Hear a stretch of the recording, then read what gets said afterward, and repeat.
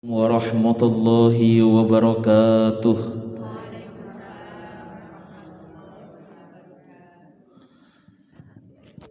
Monggo sareng-sareng kula panjenengan sami bersama-sama kita hadiahkan Al-Fatihah lan donga dumateng khususipun para alim ulama, kepada ustadz ustadzah kita yang saat ini sedang banyak ingkang sakit.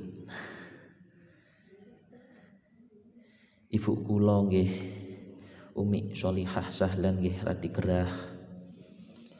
Maratuwa kula nggih radi gerah. Ustadzah Rini ndek wingi nggih njapri kula nggih awak niku mboten sekeco. Lan mestine tanpa kita ketahui banyak juga di antara teman-teman kula panjenengan sami banyak yang mendapatkan rasa-rasa seperti itu. Mugi-mugi dengan bacaan doa khususipun Al-Fatihah, Allah Subhanahu wa taala sesegera mungkin mencabut corona saking bumi kita tercinta, lan saged kula panjenengan sami diparingi panjang umur, sehat wal afiyah fi taatillah ala hadhihi niyyah li hadrati Rasulillah Muhammad ibni Abdillah sallallahu alaihi wasallam wa ila hadrati man yudhkar ismun fi hadzal majlis anallahu yughfir lahum wa yashfi fi jami'il ajsadihim zahiran wa batinan bi barakati sayyidil awliya hadzal qaryah thumma li hadrati ibn Syekhuna Abdillah ibn Syekhuna Yasin anallahu yughfir lahum wa yarhamuhum syai'un lillahi lana wa lahumul Fatihah.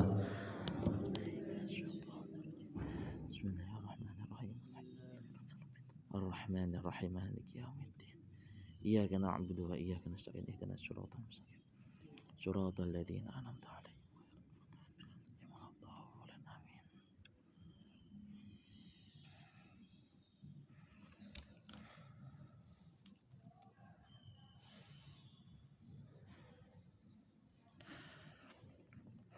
La ilaha illallah wallahu akbar. Bismillahirrahmanirrahim. Qul huwallahu ahad Allahus samad lam yalid wa lam yulad wa lam yakul lahu kufuwan ahad. Bismillahirrahmanirrahim. Qul huwallahu ahad Allahus samad lam yalid wa lam yulad wa lam yakul lahu kufuwan ahad. Bismillahirrahmanirrahim.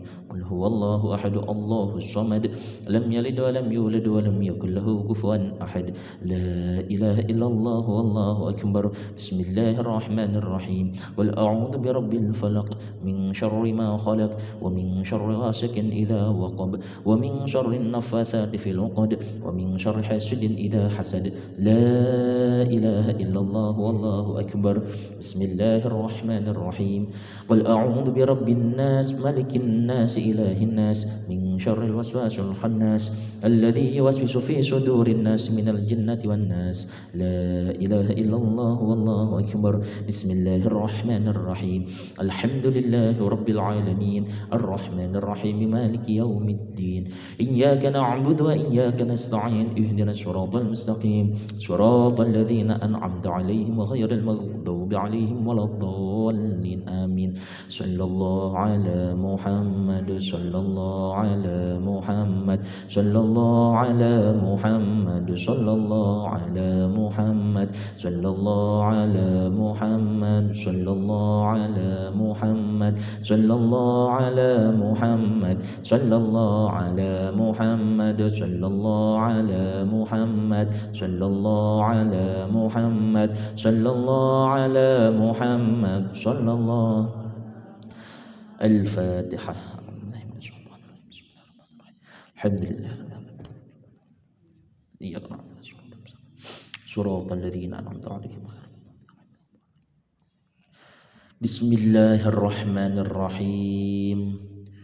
Am hasibta anna ashabal kahfi warraqimi kanu min ayatina ajaba idh awal fityatu ilal kahfi faqalu rabbana atina min ladunka rahmah wa hayyi' lana min amrina rasyada. Fadarabna ala adhanihim fil kahfi sinina adada thumma ba'athnahum lin'alama ayyul hizbaini ahsa lima labithu amada. Niki dalam kesempatan ingkang barokah bersama-sama kita akan bahas tafsir surat Al-Kahfi ayat 9, 10, 11, 12. Bismillahirrahmanirrahim. Am hasibta anna ashabal kahfi warraqimi kanu min ayatina ajaba. Apakah engkau menyangka mereka penghuni gua dan kertas yang ada di sampingnya adalah keajaiban Allah Subhanahu wa taala? Ini dari ayat 9 surat Al-Kahfi mempunyai dua pokok. Pokok ingkang pertama, Nabi Muhammad Shallallahu Alaihi Wasallam itu ketika dengan sahabat sering seperti kita niku mengadakan majelis taklim. Majelis taklimnya Rasulullah Shallallahu Alaihi Wasallam niku punya ciri khas. Apa ciri khas majelis taklim Rasul? Di antara salah satu sing masyhur majelis Rasulullah dengan sahabat itu, Rasul paling sering menjadikan sejarah kisah-kisah masa lampau untuk dijadikan ibroh. Jadi Rasul niku lek memberikan wejangan kepada sahabat niku jarang langsung menampilkan ilmu yang sudah disusun. Tetapi Rasul menampilkan cerita-cerita orang soleh, orang-orang kafir di masa lampau, lantas sahabat mangke sing menyimpulkan. Maka waktu itu niki sampun sunnatullah, ketika ada majelis di situ nampak satu orang yang menjadi tokoh, pasti enten wong sing hasud. Niki mboten saged dielakkan. Ketika Nabi Muhammad Shallallahu Alaihi Wasallam itu mengadakan majelis dengan sahabat-sahabat, muncul dari golongan Yahudi itu hasud kepada Rasulullah Shallallahu Alaihi Wasallam. Asmane Nadhar bin Harith. Asmane Nadhar bin Harith. Kenapa kok hasud? Sebab semenjak Rasul menjadi tokoh di zamannya, Nadhar ini jarang lagi suara-suaranya didengarkan oleh masyarakat. Sebab podo-podo ahli penceramah ibu. Nadhar bin Harith niku penceramah, Rasul niku seorang makhluk suci Allah yang pastinya mengajak umat. Akhirnya Nadhar ini hasud. Singkat cerita, Nadhar berembuk dengan pendeta-pendeta Yahudi.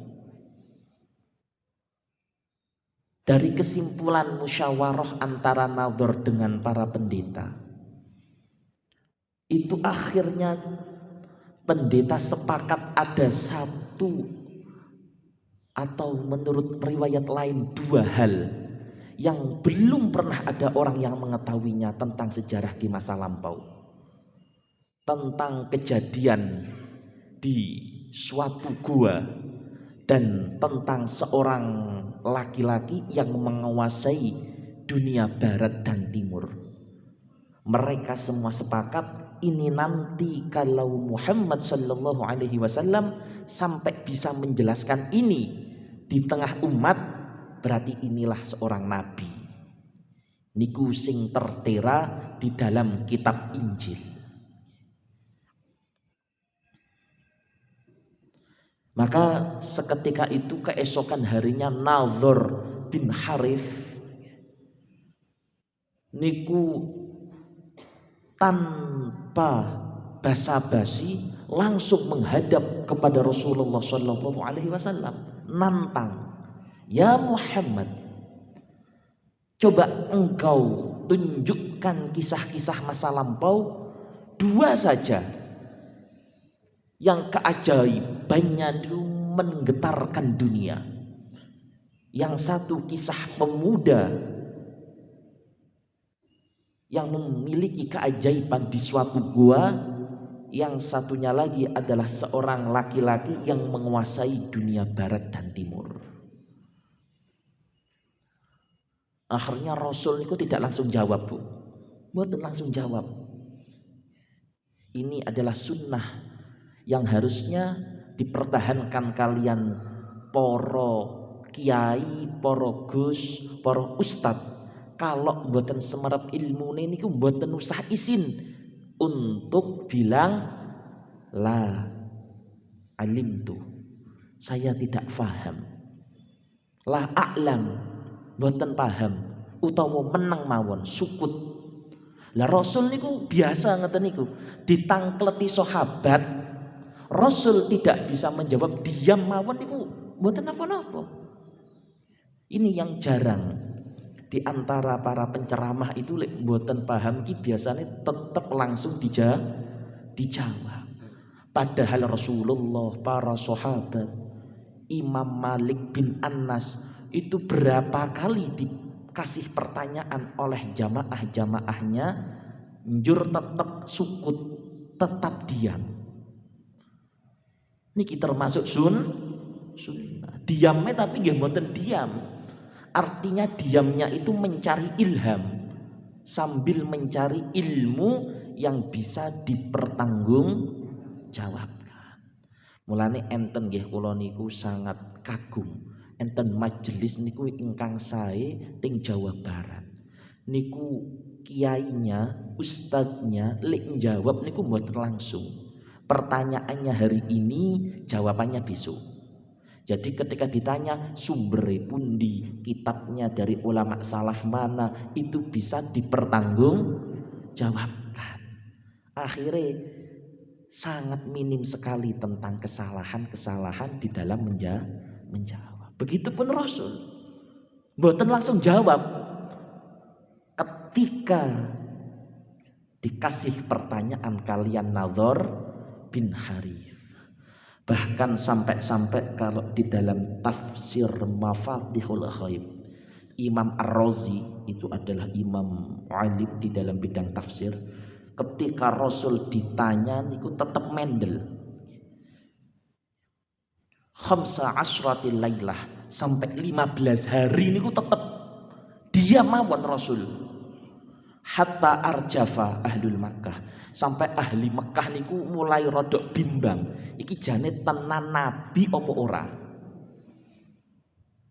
Akhirnya di hari ke-15-nya niku ja'ahu Jibril min indillah bisurratil ashabil kahfi.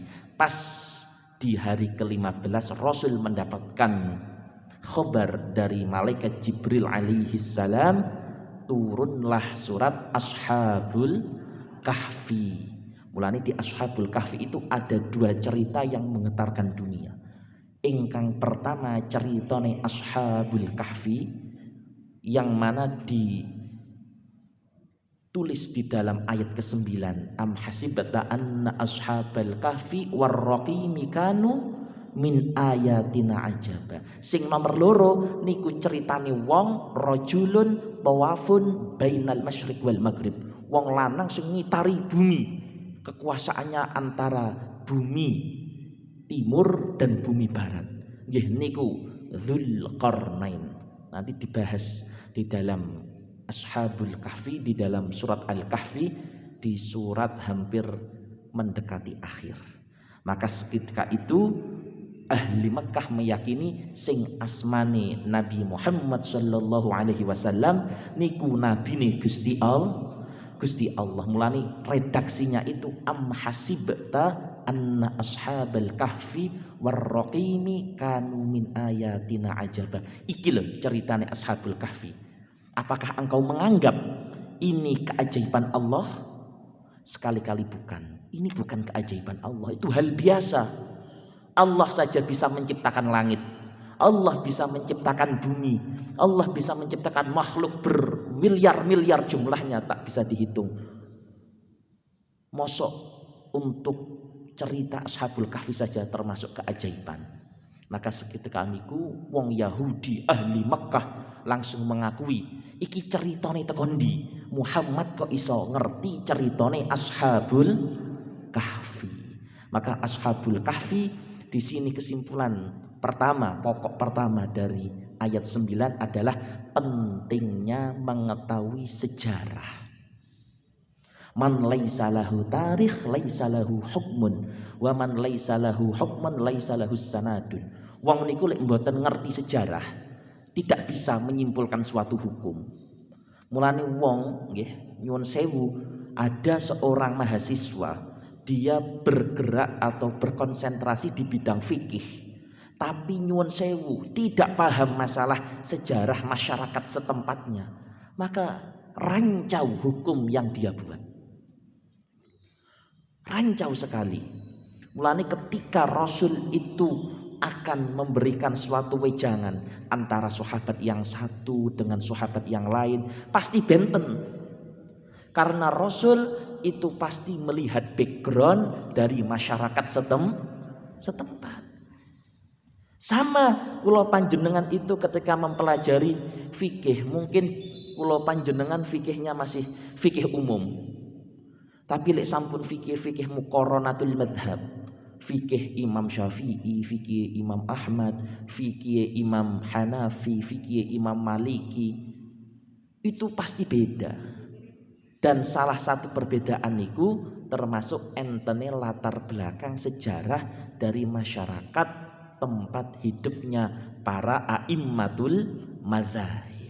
Maka ayat ke-9 ini di dalam tafsir Ar-Razi niku tentang pentingnya mengetahui sejarah sebelum melahirkan keputusan suatu hukum. Hadirin ingkang dimulyakaken Allah Subhanahu wa taala, mula monggo bersama-sama kita menjadi seorang muslim ketika akan memakai suatu hukum di tengah masyarakat, dingerteni rumiyin sejarahnya bagaimana, sehingga dalam mengambil hukum yang akan kita pakai itu bisa mempunyai kearifan sosial. Hadirin ibu-ibu yang dimuliakan oleh Allah Subhanahu wa taala. Contoh ngeten. Contoh sedikit. Menika sampun memasuki tanggal 23 Dzulhijjah. Berarti seminggu malih niku sampun Muharram.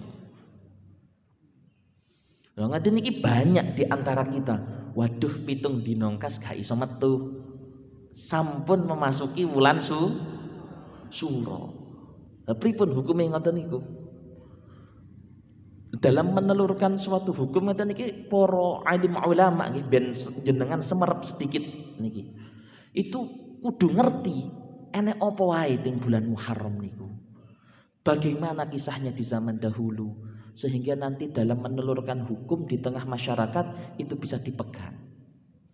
Dulu jauh sebelum kita ratusan tahun, cucu Rasulullah sallallahu alaihi wasallam Sayyidina Husain radhiyallahu anhu dibantai di padang Karbala, tepatnya di bulan Muharram. Lo akhirnya dari situ para ulama itu tidak tega ketika mengucapkan bulan ini bulan Suro, bulan Muharram. Karena kenapa? Sedih melihat dzurriyyah Nabi Muhammad dibantai oleh musuh-musuhnya.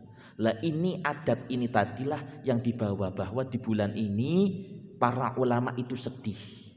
Sedih tetapi bukan berarti sedih untuk menyakiti diri sendiri seperti yang dilakukan oleh Syiah. Dan itu salah. Enggak enten sejarah di dalam Ahlus Sunnah wal Jamaah untuk menyakiti diri sendiri. La dharara wala dirara. Sedih nggih, sedih. Tapi bukan seperti itu caranya, seperti yang dilakukan kalangan Syiah Rafidhah. Jenengan nggih kedah semerap ketika mengucapkan Syiah Syiah niku kathah macem-maceme. Nah, niku nggih kudu semerap sejarahe, nggih kudu semerap hukumi setunggal-setunggal. Sehingga lek kula panjenengan sami dereng semerap hukumi Syiah satu persatu niku ingkang lebih baik napa? As-sukut afdal. Sing luwih apik meneng ngoten mawon. Sebab satu orang yang salah belum tentu organisasi semuanya itu salah. Lek dereng semerup bagaimana latar belakangnya, sejarahnya bagaimana, hukum di dalamnya itu bagaimana. Wis mending as-sukutu afdal ngoten mawon. Masalahe napa? Awake dhewe sakniki niku sampun terkena fitnah, ngalor ngidul. Riyen niku Asy-Syaikh Ahmad Ibnu Ubaidillah niku pernah berwasiat, idza ja'as sanawat yaglibuna fihal hasidun wa yamkuruna fihal jahilun fa'lam wa iyyakum annaha zamanul fitan. Engkau akhir zaman yang menang itu wong sing hasud, yang jadi pemimpin orang yang bodoh. Takutlah itulah zaman fitnah. Lalu mboten semerep ngeten niki ingkang sae napa? Zaman apa? As-sukutu afdal. Mulane ya Allah di bulan Muharram seperti ini ada sebagian Syiah niku ingkang napa? Sampai memukul-mukul dadanya, sampai nyon sewu ngepruki sirahe sampai metu getihe, keluar darahnya. Ini tidak sesuai dengan ajaran para ulama dari ahlus sunnah wal jamaah. Tapi untuk sedih niku sunnah. Ya, karena Allah juga menerangkan wa dzakirhum bi ayyamillah, surat Ibrahim ayat 5. Iling-ilingan kisah di masa lampau dan ambillah hikmah.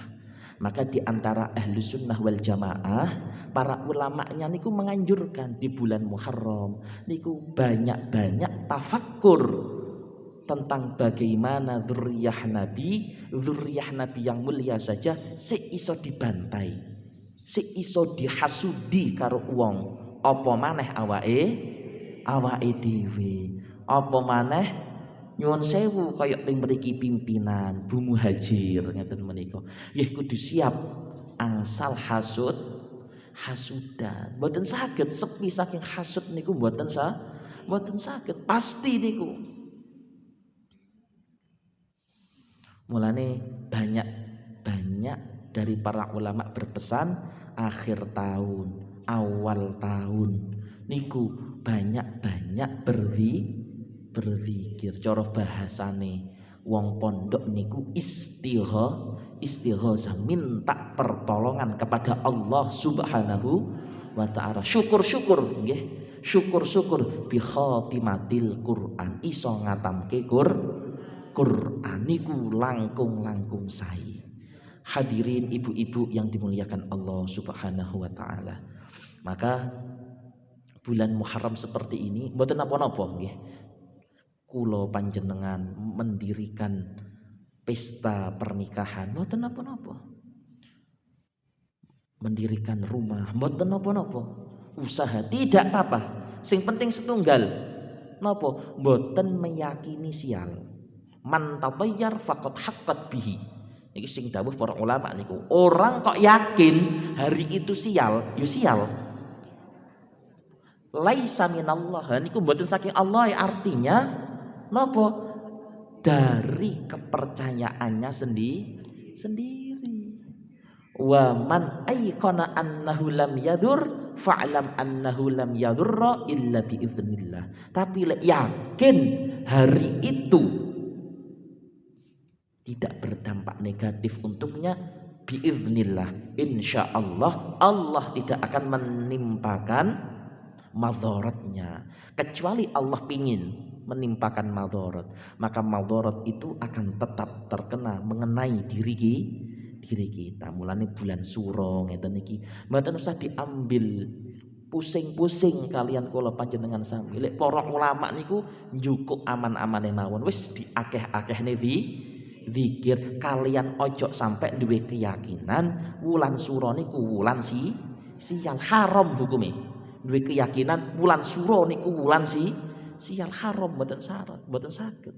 Tapi nggih biasane wong Jawa niku kan gampang kepikiran. Waduh kok lek ngene piye, lek ngene piye, kedaden akhire niku mangke.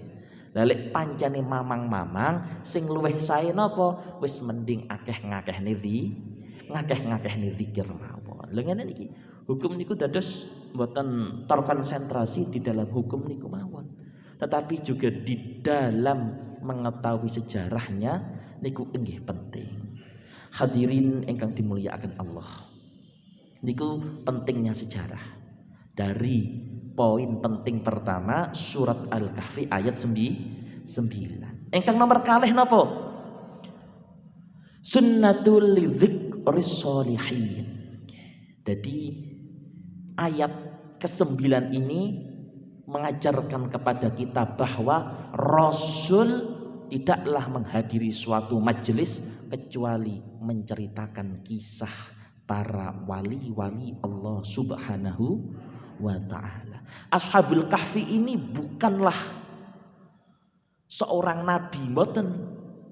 Ashabul niki ulama sepakat adalah waliyum min auliya ilah, niki wali. Wali.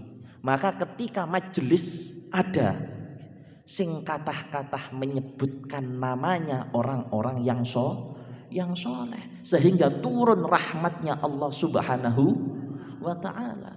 Rasul itu ketika majelis dengan para sahabat sing dikisahkan nopo mesti Ashabul Kahfi. Sing nomor kalih nopo Sayyidah Maryam. Terus kisah sinten? Kisah Masya Allah kata Nabi Daniel dan para sholihin ingkang kula panjenengan sami mungkin belum mengetahuinya. Niki saking pentingnya menuturkan as-sholih, nama-nama orang soleh. Sampai dulu niku nggih ada guru kula niku di Jawa Tengah punya kebiasaan di majelisnya harus diawali membaca kitab Sahih Bukhari. Pertama karena kemuliaannya hadis, yang kedua Sahih Bukhari itu mempunyai keajaiban sebab di dalamnya disebutkan perawi-perawi hadis yang lengkap. Lah perawi hadis niku mesti seorang kekasih Allah Subhanahu wa ta'ala. Lah niku pinten ewu perawi hadis di Sahih Bukhari. Mulane para ulama niku menganjurkan dalam keadaan genting seperti ini tumbas kitab Sahih Bukhari senajan to ditaruh di dalam rumah sambil menyambung silatul arwah kepada pengarangnya ila hadrati asy-syekh Imam Muhammad bin Ja'far al-Bukhari al-Fatihah. Niku sae langkung sae majelis itu dituturkan nama-nama ulama orang-orang yang soleh. Nggih mboten Sahih Bukhari mawon.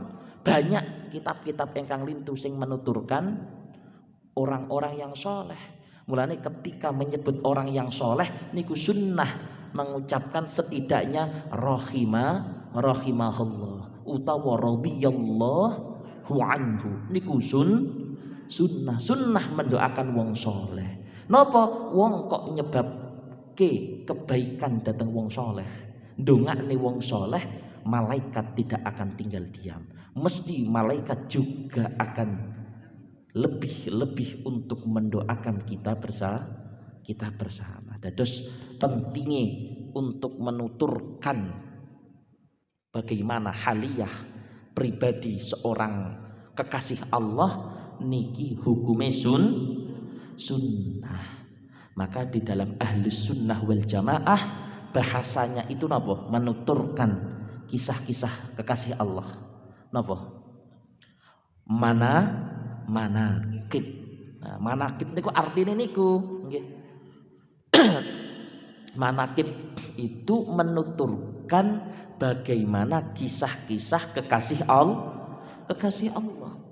Masalah ikhtilaf, perbedaan, oh iki riwayatnya sahih, ini tidak, niku benten malih. Tapi sing jelas menuturkan biografi wong-wong soleh niki hukume sunnah. Asmane manaqib. Mulane jangan pernah anti manaqib panjenengan. Sebab manaqib itu mengambil ibroh kehidupan para wali-wali Allah, para wali-wali Allah. Ashabul Kahfi, Iskandar Dzulqarnain, Sayyidah Maryam, Sayyidah Nafisah, Sayyidah Aisyah niki termasuk wong-wong soleh sing sering dikisahkan Nabi Muhammad sallallahu alaihi wasallam di tengah-tengah para sahabat. إذ أوى الفتية إلى الكهف فقالوا ربنا آتنا من لدنك رحمة وهيئ لنا من أمرنا رشدا. إذ أوى الفتية, ketika mereka orang-orang yang muda tersebut. Fityah itu berasal dari kata al-fata itu loh, panjenengan semerep. Mulane kan enten fatayat ning NU niku. Lah fatayat niku artinya pemuda. Lah al-fityah itu bentuk jamak dari al-fata. Al-fityah ilal kahfi. Ketika pemuda-pemuda itu di goa, faqalu, mereka ini berdoa, Rabbana atina min ladunka rahmah, ya Allah berikanlah kami rahmat yang ada di sisimu.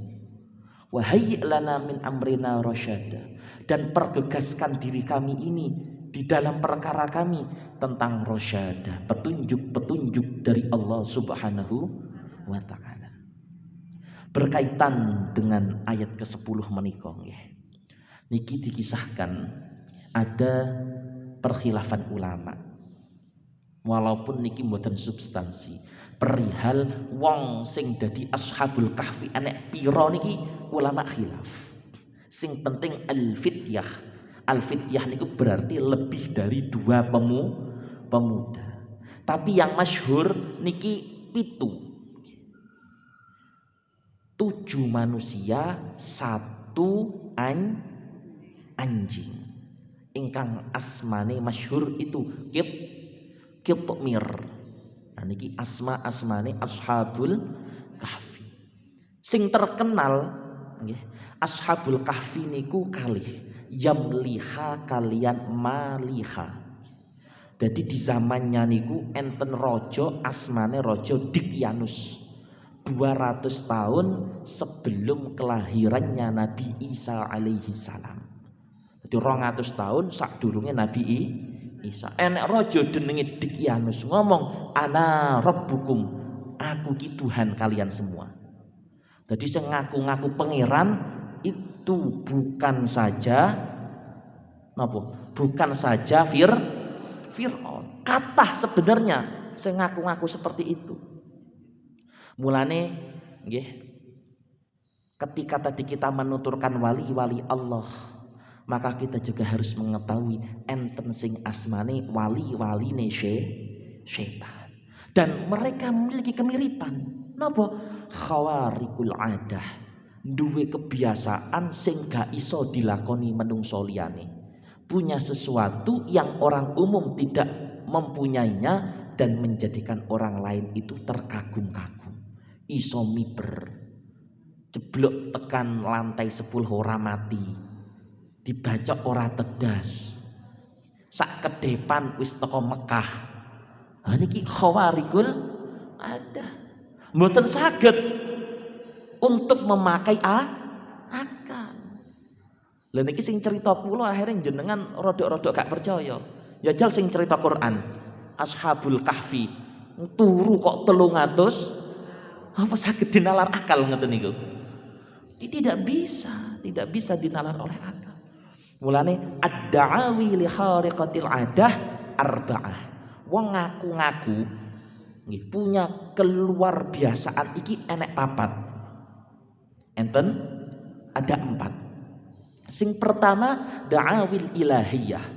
Dia mempunyai kekuatan besar dan menganggap dirinya adalah Allah.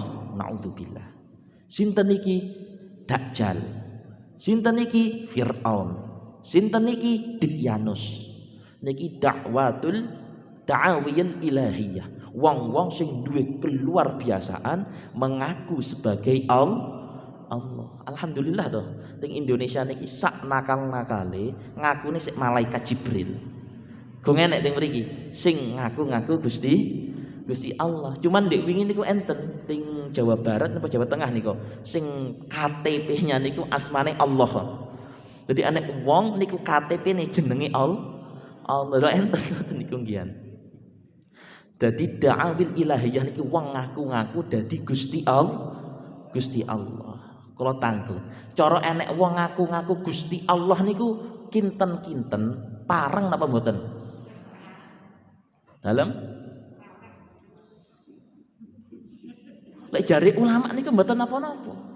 Lho napa Gus kok mboten napa-napa? Sebab muskilun alaihi jarine ulama. Wong kok percaya enek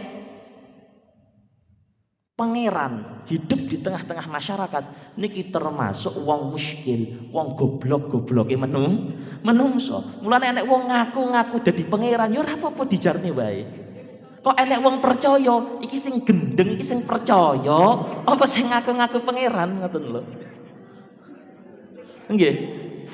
Mulane ulama riyen ditangkleti, nggih. Para imam itu ditanya pernah, kalau ada orang mengaku-ngaku menjadi Allah itu bagaimana hukumnya? Wes gak apa-apa. Nggih. Hadza muskilun. Niku muskil sebab secara hukum alam menungso sing waras pasti menolak. Kok enek wong percaya kuwi berarti luwih goblok tinimbang sing ngaku ngoten lho. Nggih napa mboten? Mulane kok enek wong ngaku dadi Gusti Allah ya wis bah-bahno dijarne mawon.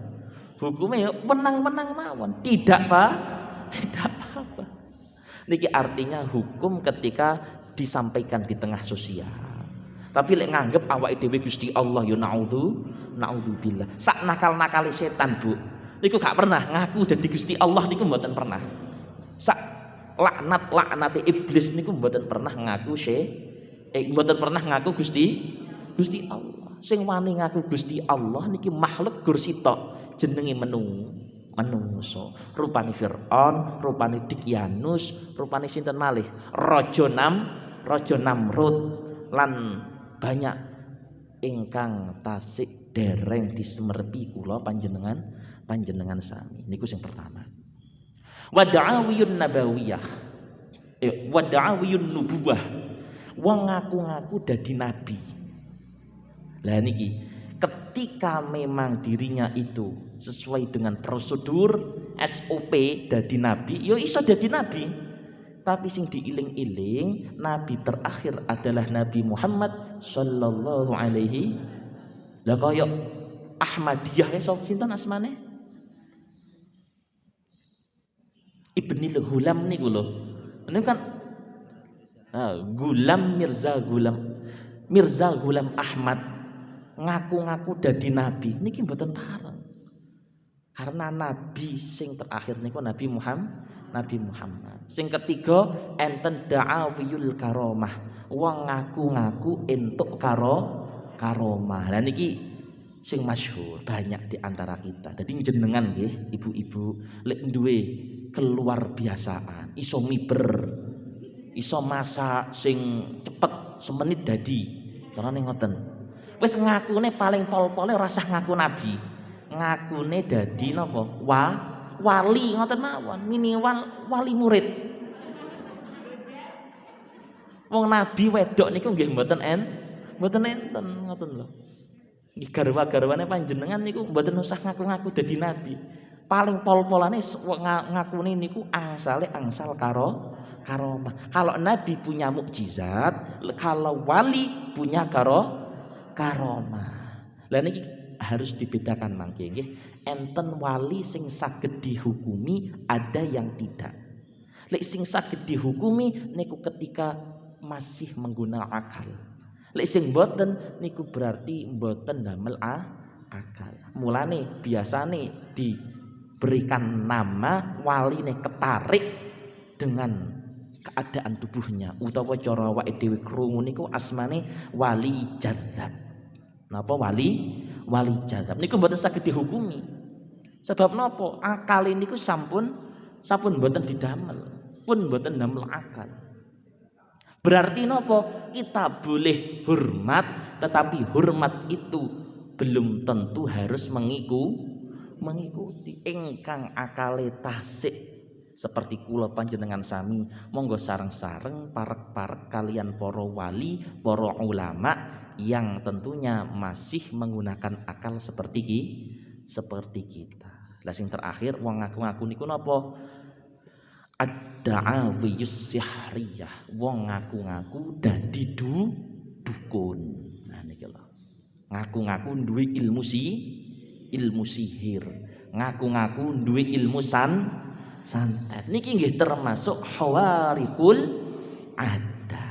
Nah niki sing lagi viral kan ngoten niku. Duwe ilmu titik jelek mlebu YouTube terkenal.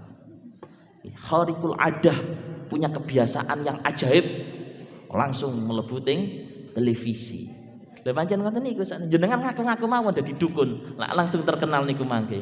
Hadiri penyembuhan tradisional dari Majelis Istiqomah. Hadirin ingkang dimuliakan oleh Allah Subhanahu wa taala.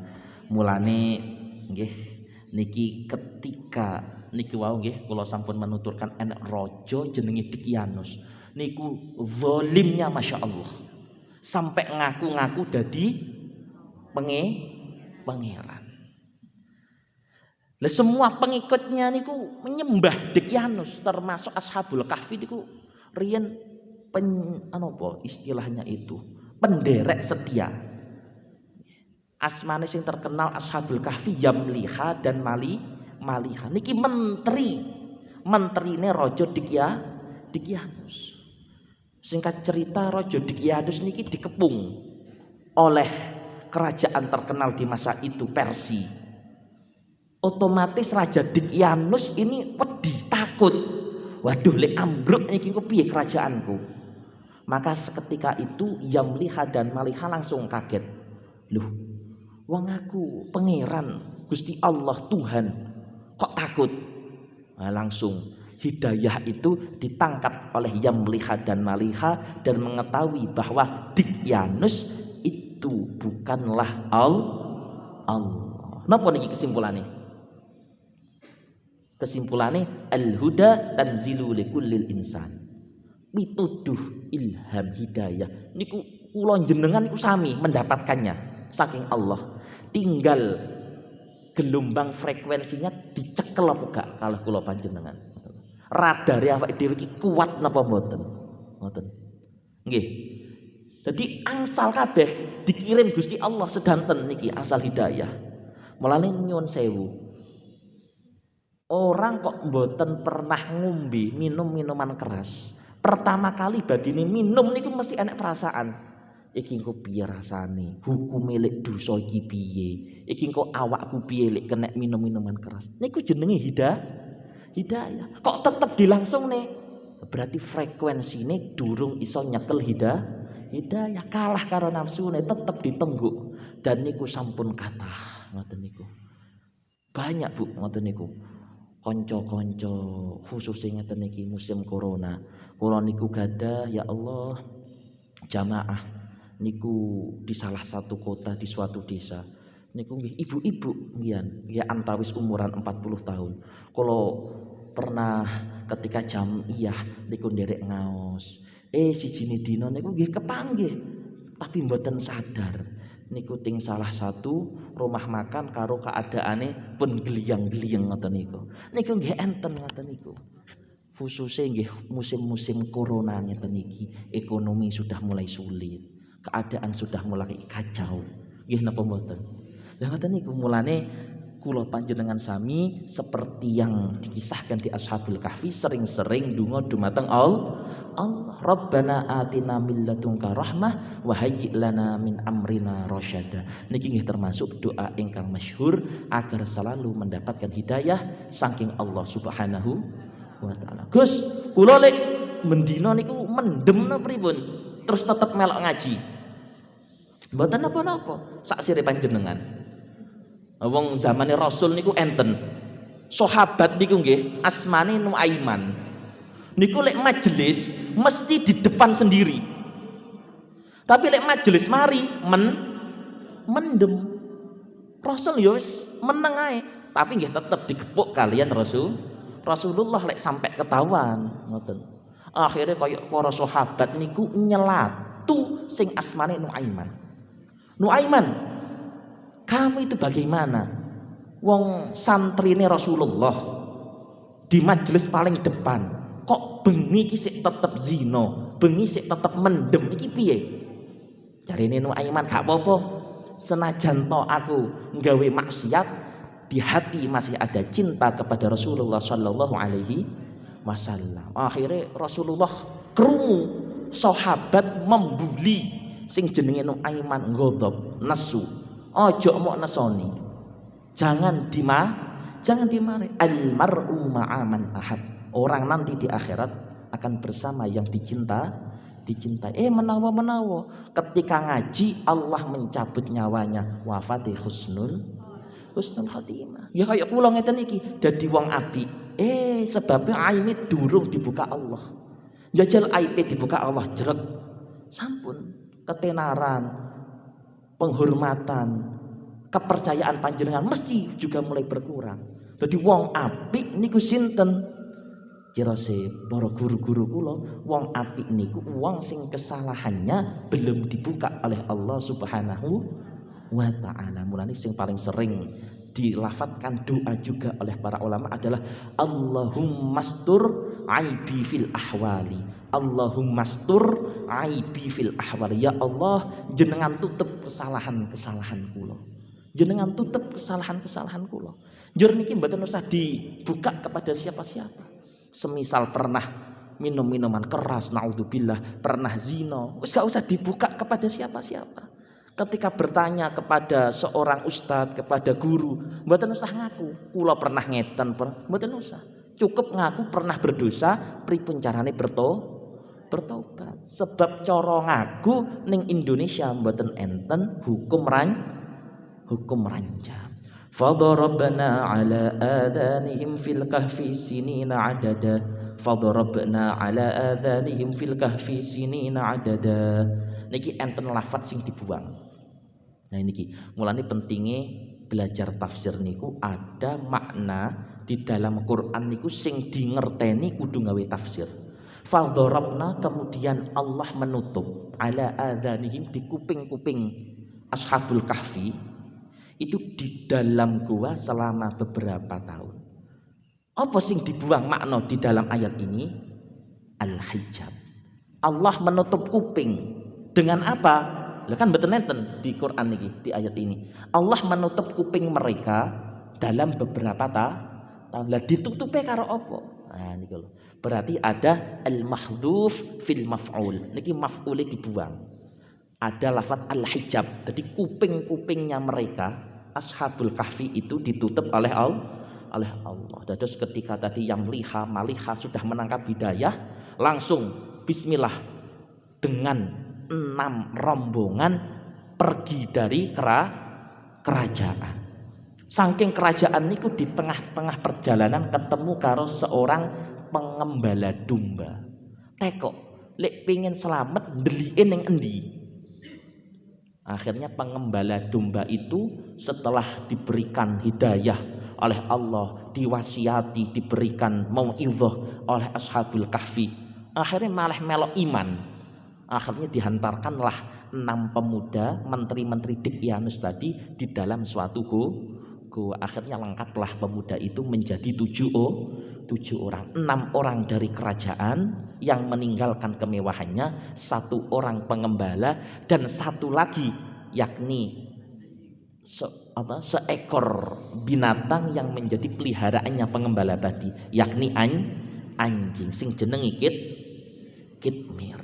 Akhirnya melu diselamatkan fa'wu ilal kahfi, melebu dateng gua yang ini nanti terkenal menjadi salah satu gua Turtusi terkenal di Jaziratul Arabiyah. Lah ketika mereka tidur niku mau ada yang janggal ting mriki di ayat ini, ayat kepinten iki? Ayat ke-11. Napa? Fadarabna ala adhanihim. Allah menidurkan mereka, menutup panca indera mereka niku mboten mripate. Tapi napa? Kupinge. Dan rata-rata di Quran ketika Allah ingin memutuskan panca indera pertama niku mesti kuping. Khatamallahu ala qulubihim wa ala sam'ihim. Sam'ihim niku pendengaran. Ternyata niki juga baru ditemukan oleh seorang ilmuwan milenial, panca indera untuk menghalau bahaya yang paling nomor satu kekuatannya itu adalah kuping. Mulane kuping niki nggih enten seorang ulama ditanya, mending pundi wuto nggih apa tuli? Kata ulama mending gak kabeh. Tapi cara disuruh memilih niku mending wuto. Sebab kenapa? Banyak binatang-binatang itu yang buta penglihatannya tetapi ketangkasannya luar biasa karena mengandalkan indera pendengaran. Mulane wong lek pingin cepet napa istirahat tidur niku kira-kira sing pingin penak apa nih? Mripate dimeremne napa mesti tidure? Dereng. Mulane sing penting napa? Ojo rame-rame ling cedheke wong turu ngoten lho. Ben kupinge iki penak, gak enek sing krungu. Mulane Gusti Allah niku ya Allah, fadharabna ala adhanihim. Saking pentingnya panca indera sing jenenge pendengaran. Maka di situ Allah ternyata juga mengajarkan ilmu bagaimana tentang ilmu-ilmu anatomi tubuh. Bahkan di kuping niki nggih. Niki kula pernah periksa di dokter syaraf. Niki pertama kali sing dipencet niku napa lek wong sehat niku? Kupinge. Utawa nyuwun sewu wong stroke. Niku sing pertama kali ditarik niku napa nih? Kupinge. Kula pernah teng dokter sinten asmane Pare niku. Sing pertama kali di napa niki asmane dijewer niki kuping. Jadi wong stroke niki kuping niki kudu cepet-cepet ditarik syarafe agar tidak berhenti syaraf-syarafnya tersebut. Karena kuping niki memiliki rahasia yang tinggi sekali. Mulane sing sering-sering dijeweri dewe-dewe ngeten niki. Utawa lek kekeselen jenengan ngengken bojone kongkon jeweri. Pah iki kula jeweren ngoten. Hadirin ingkang dimuliakan oleh Allah. Tsumma ba'atnahum lina'lama ayyul hizbaini ahsa lima labithu amada. Ketika pemuda tadi sudah tidur beberapa tahun, ba'asnahum, Allah membangkitkan pemuda-pemuda tadi. Untuk apa? Agar mereka tadi ada dua golongan. Ketika bangun tidur itu dua golongan, ahsa lima labithu amada. Kemudian podo-podo khilaf, tekok-tekokan. Iki mau turune pirang dino? Sedino enek sing ngomong ngeten niku. Ada yang berucap tidurnya yang mengetahui hanya Allah. Mulanya apa? Maka di ayat 12 ini ada lafaz al-hizbaini. Ada yang memberikan arti paling masyhur itu al-hizbaini itu adalah dua golongan dari pemuda tadi berbeda pendapat. Turune iki pirangane waktu.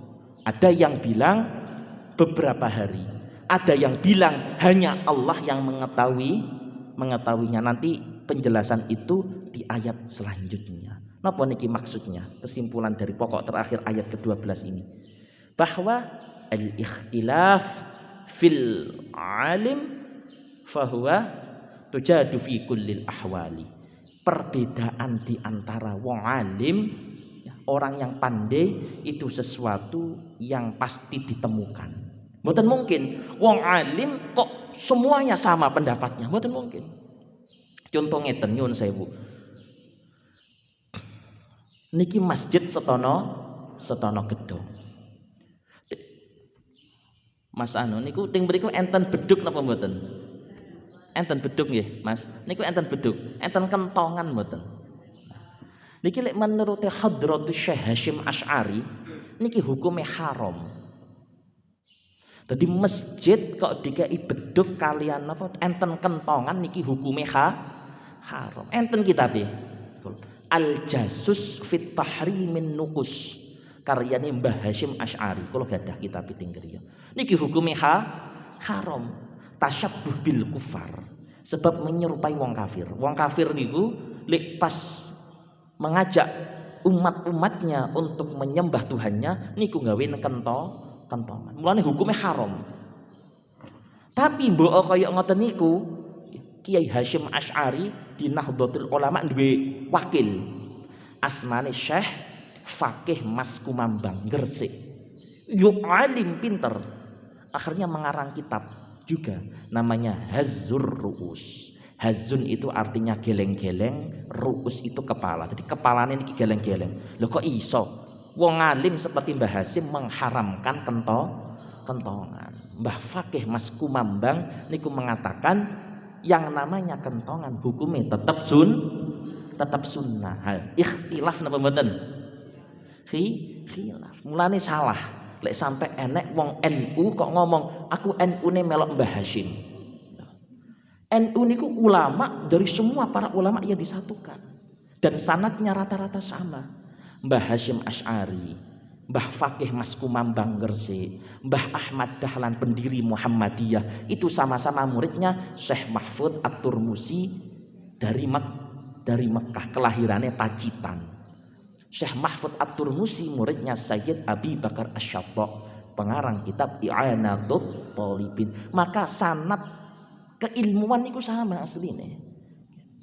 Sanad keilmuannya sama. Bahkan ya podo-podo alim hadis, alim tafsir.